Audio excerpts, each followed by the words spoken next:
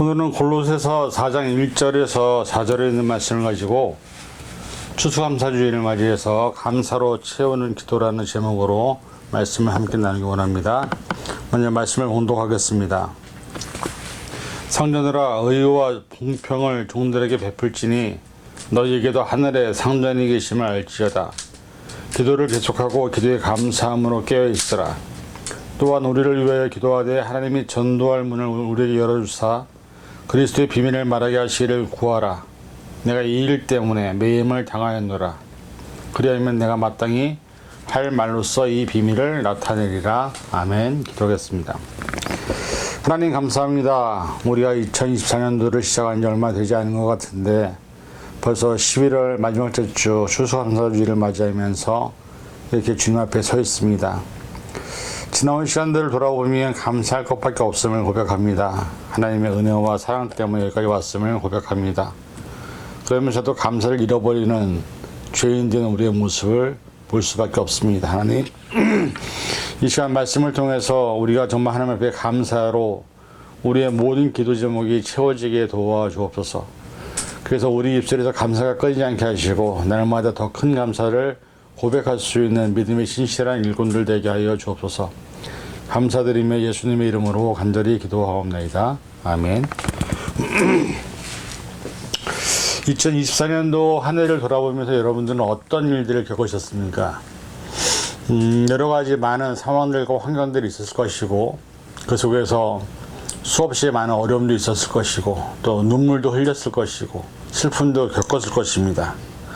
때로는 내가 원하지 않는 일들로 인해서 매우 고통스러울 때 우리가 하나님을 원망하기도 했을지 모릅니다.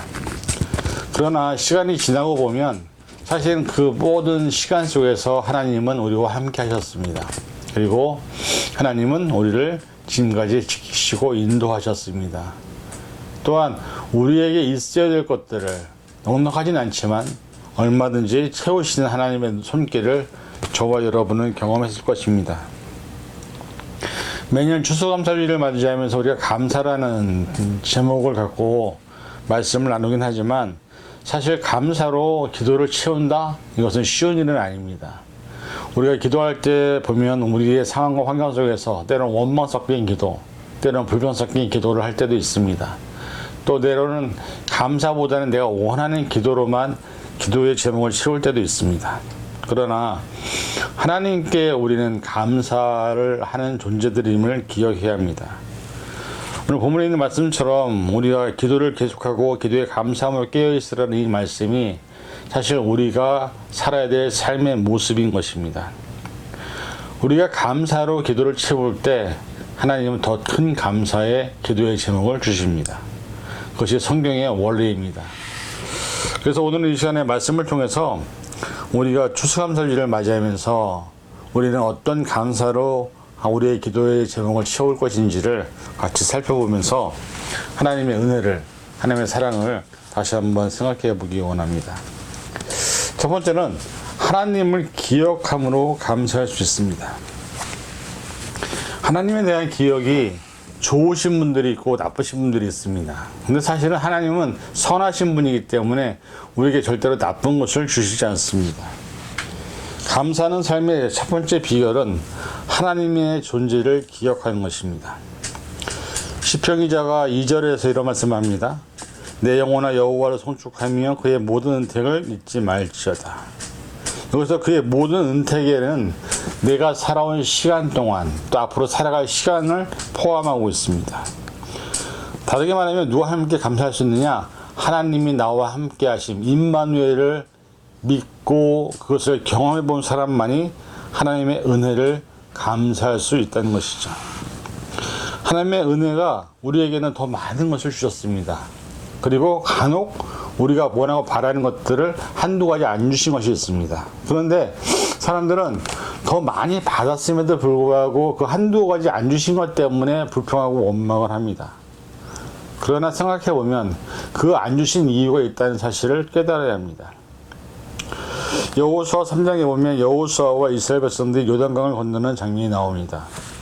그때는 곡식을 거두는 시기였습니다. 즉 요단강에 물이 많고 물살이 빨라서 강을 건너기 힘든 시기였다는 것입니다. 그러나 하나님이 명하신 대로 여호수아와 그 백성들이 따를 때에 요단강은 멈추었고 이스라엘 백성들은 많은 땅을 밟고 강을 건널 수 있었습니다. 기적은 일어났고 하나님의 놀라운 은혜였습니다. 그리고 하나님이 말씀합니다. 12지파 중에서 각 한 사람씩 택하여 그들로 하여금 요단강 중간에서 돌을 하나씩 가져오게 하라. 그리고 그 돌들로 너희가 머물고 있는 곳에 두게 하라. 이는 12지파의 대표 12명이 요단강에 돌을 가져다가 일종의 탑을 쌓으라는 것이었습니다. 기념탑이죠. 이 기념탑을 왜 쌓았을까요? 하나님이 이스라엘을 기적같은 도움으로 요단강을 건넜다는 것을 기억하라는 것입니다. 그 돌무더기를 볼 때마다 그 돌이 요단강 중간에서 많았고 그 일들을 기억하지 않겠습니까? 하나님이 우리를 도우셨다는 사실을 기억한다는 것은, 근데 사실 참으로 안타까운 것은 많은 사람들이 하나님의 은혜를, 사랑을 기억하지 못하고 잃어버리려고 망각한다는 사실입니다. 가장 대표적인 게 무엇일까요? 하나님이 저와 여러분을 죄에서 구원하셨습니다. 그런데 중요한 것은 뭐냐면 그 구원한 사실에 대해서는 우리는 잃어버립니다. 너무나 값없이 받은 은혜이기 때문이죠. 그리고 다시 우리에게 뭔가 필요할 때, 뭔가 원망적인 일이 생길 때, 뭔가 내가 원하는 것이 이루어지지 않을 때 다시 하나님을 원망하고 불평하는 우리의 이 모습이, 어떻게 보면 이스라엘 백성들이 애굽에서 출애굽시켜서 가나안 땅에 이르게 하실 때까지 그들은 계속해서 하나님 앞에 원망과 불평을 했던 것처럼 우리의 모습이 똑같이 그렇게 반복되고 있는 것은 아닌지 돌아보아야 합니다. 사실 하나님 앞에 우리가 하나님을 기억한다는 것은 대대손손 물려받아야 될 신앙의 유산인 것입니다. 후세대에 태어난 아이들은 아마 그 기념비를 보면서 저게 뭐예요? 라고 물어봤을지 모릅니다. 그럴 때 그 요단강을 건넜던 사람들에게서 증언이 나와야 되는 것이죠. 이것은 하나님이 우리를 요단강으로 멈추게 하셨고 그 요단강을 건너게 하셨고 그것을 기념하기 위해서 세운 길이라는 것을 알려주어야 아이들도 하나님이 일하셨다는 것을 알게 되는 것이지 않을까요?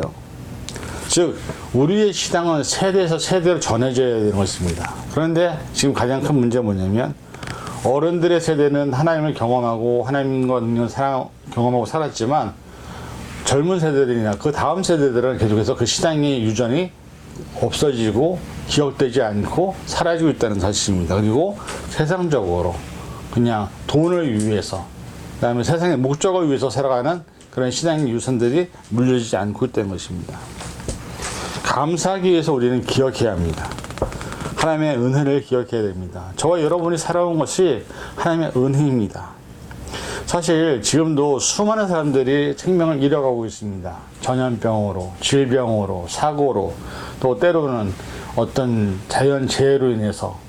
그럼에도 불구하고 저와 여러분들이 살아있다고 한다면 그것이 바로 은혜입니다.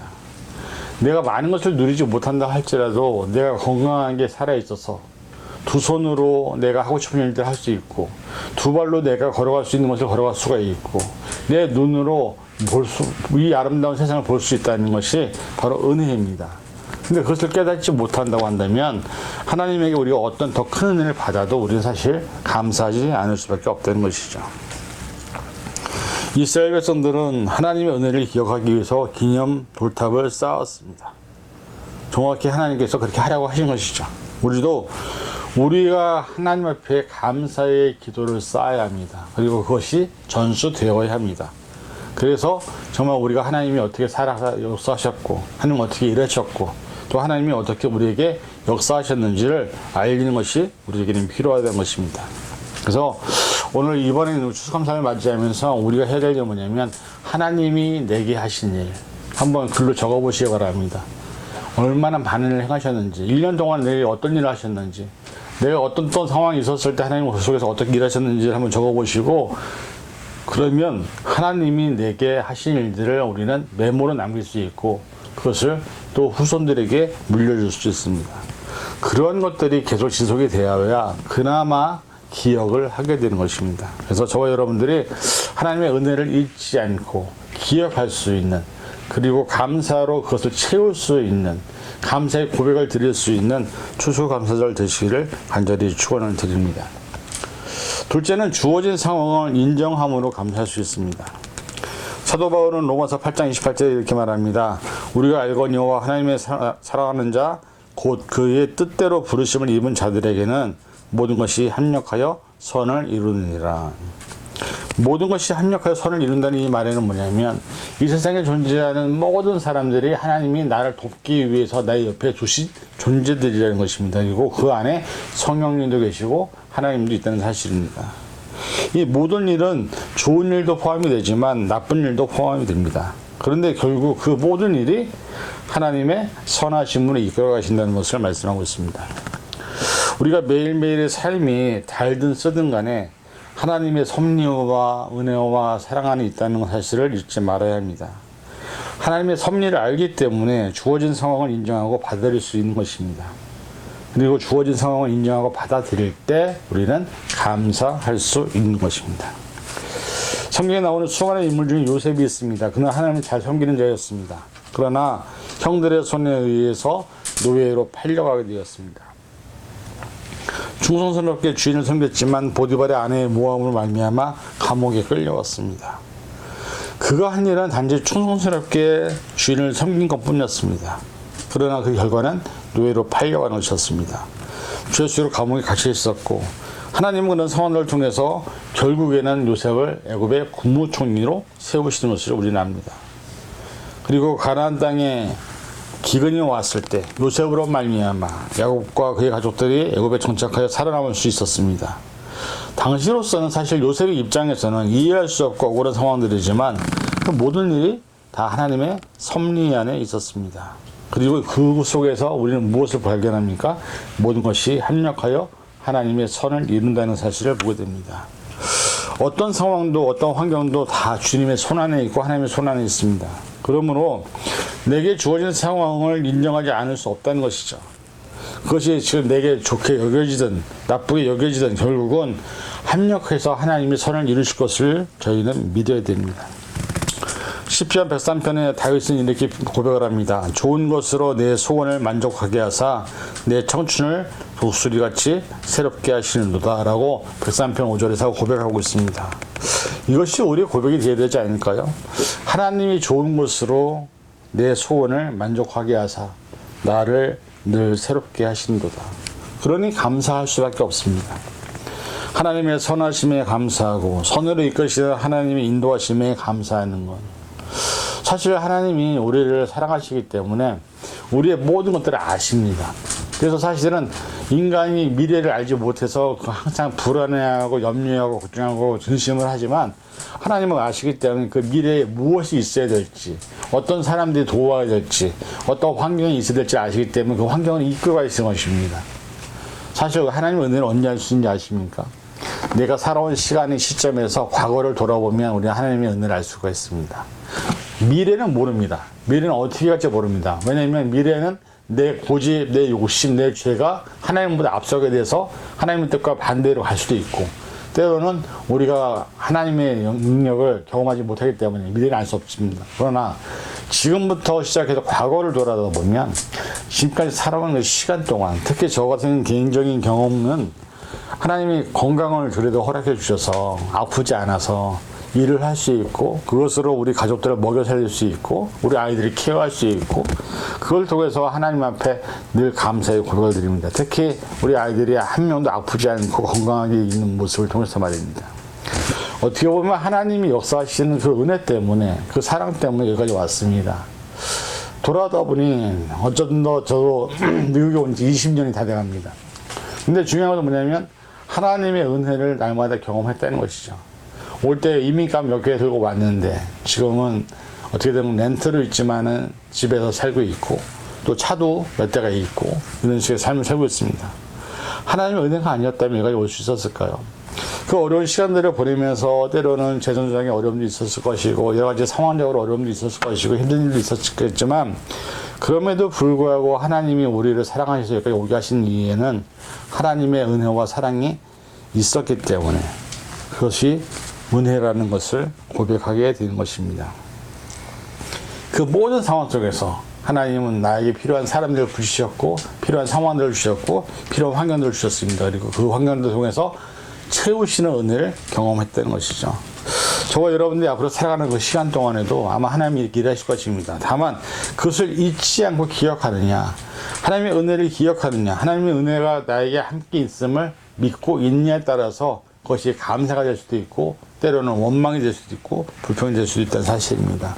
저와 여러분들이 이 추수감사절을 맞이하면서 하나님의 은혜를 기억하면서 그 은혜 안에서 감사를 고백할 수 있는, 그래서 하나님이 나를 선하신 길로 인도하실 거라는 사실, 하나님이 나를 선하게 역사하실 거라는 사실, 하나님의 그 임마누엘의 손길이 나를 지키실 것이라는 사실, 하나님의 그 사랑에서 어떤 것도 나를 끊을 수 없다는 그 사실을 믿으시고 하나님과 함께 남은 시간 함께 감사의 고백을 드릴 수 있는 시간이 될 수 있기를 간절히 축원을 드립니다. 그 다음에 세 번째는 하나님의 선하심을 믿음으로 감사할 수 있습니다. 하나님께서 베푸실 은혜에 대해서 아직 일어나지 않았지만, 미래에 어떤 일이 일어날지 모르지만, 미래에 또 내게 어떤 안 좋은 일이 있을 수도 있겠죠. 그러나 그럼에도 불구하고 그 미래에 대한 일조차도 하나님께서 지금까지 선하게 이끄셨으니까, 여기까지 오실 때까지만 해도 하나님은 선하게 이끄셨기 때문에 그 선하게 역사하시는 거, 하나님의 신실하심이 앞으로 남은 내 시간에도 함께 할 것을 믿을 때 우리는 감사할 수 있다는 것입니다. 사람들이 미래에 대한 염려를 많이 합니다. AI가 발달이 되고 인공지능이 발달되고 또 사이버 로봇이 생기기 시작하고 무인 자동차가 생기기 시작하고 그러면서 사람들이 앞으로 미래에 대해서 얼마나 많은 변화가 있을지, 또 그로 인해서 얼마나 많은 부작용이 있을지, 심지어 벌써부터 많은 사람들이 잡을 잃어가고 있습니다. 왜? 이제 무인 자동화 시스템이 있으니까 사람들이 와서 캐시저가 필요 없는 것이죠. 근데 문제는 뭐냐면 그런 상황 안에서도 하나님은 역사하시고 일하신다는 사실입니다. 그것을 믿을 때 우리가 감사할 수 있다는 것이죠. 성경을 보면 하나님은 당신의 백성들에게 좋은 것으로 주십니다. 많은 경우 바로 주시는 것이 아니라 먼저 약속을 하시고 기다리게 하시고 마침내 주시는 과정의 프로세스를 받습니다. 하나님은 아브라함에게 큰 민족을 이루리라 약속하셨습니다. 그리고 기다리게 하셨는데 얼마나 기다리게 하셨냐? 25년을 기다리게 하셨습니다. 그리고 마침내 아들 이삭을 주셨습니다. 애굽에서 노예 생활하고 있을 때 이스라엘 백성들에게는 너희에게 자유하게 하려 약속을 주셨습니다. 그리고 그 이스라엘 백성들이 애굽에서 해방되기까지 400년을 기다려야만 했습니다. 젖과 꿀이 흐르는 가나안 땅으로 인도하겠다는 약속을 주셨지만은 그것도 역시 40년 뒤에 2세대들에게 가나안 땅을 허락하셨습니다. 하나님의 약속과 성취는 그 안에 무엇이 있냐? 기다림이 있어야 한다는 것입니다. 믿음으로 기다리는 것이죠. 그 기다림의 인내는 하나님이 일하시는 과정입니다.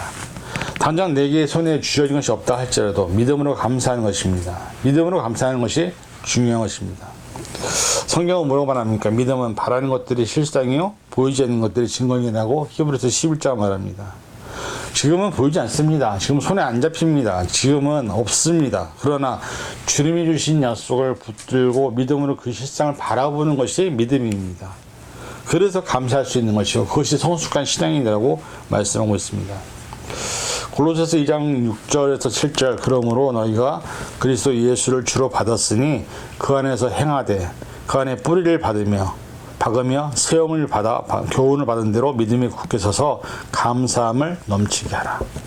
바울의 메시지는 분명합니다. 그리스도 예수를 받았으니 그 안에서 뿌리를 내려라. 뿌리가 자라서 열매를 맺을 때까지 교훈을 받은 대로 믿음이 굳게 서서 감사함을 넘치게 하라고 말씀하고 있습니다. 예수를 믿는 그리스도인이냐, 또 교훈을 받고 믿음으로 굳게 서라, 감사가 넘치도록 하라. 이것이 바울의 메시지죠.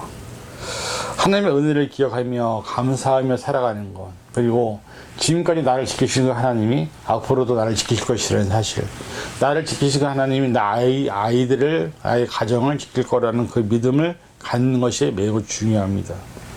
하나님은 과거에도 살아계셨고 현재도 살아계시고 미래에도 살아계십니다. 그래서 우리가 하나님을 믿고 의지하는 것입니다. 오늘 이 시간에 여러분들이 남은 시간이 미래에 대해서 여러 가지 많은 계획도 있을 것이고 또 여러 가지 많은 준비도 할 것이고 앞으로 또 어떻게 할 것인지에 대한 것도 하겠지만 중요한 건 뭐냐? 그 안에 하나님이 살아계시다는 사실, 그 안에서 하나님은 일하고 있다는 사실, 그 안에서 하나님은 우리에게 선으로 또 귀한 것으로 좋은 것으로 채울 거라는 그 믿음을 갖고 살아간다면 우리는 감사할 수 있다는 것이죠. 그래서 지금 비록 우리가 갖고 있는 것이 없다 할지라도 내게 주신 현재 상황에서도 감사하시고 앞으로 주어질 시간에 대해서도 감사할 수 있는 저와 여러분이 되셔서 하나님 앞에 날마다 감사로 기도를 채우는 믿음의 신명들 될 수 있기를 주님의 이름으로 간절히 축원을 드립니다. 기도하겠습니다. 사랑해 주님 감사합니다. 우리가 하나님 앞에 감사할 것이 얼마나 많은지를 기억합니다. 하나님의 은혜를 사모하며 또 기억하며 감사하게 하시고 하나님이 지금도 일하고 계심을 우리가 보게 하시고 앞으로 남은 시간도 하나님이 우리와 함께 하심을 믿고 감사할 수 있도록 붙잡아 주옵소서. 그래서 정말 우리가 날마다 기도할 때에 우리가 무엇을 달라고 또 원망하면 불평하는 기도가 아니라 감사로 기도를 채울 수 있게 도와주옵소서. 그래서 하나님 앞에 영광 돌리는 삶을 살게 도와주시옵소서. 감사드리며 예수님의 이름으로 간절히 기도하옵나이다. 아멘.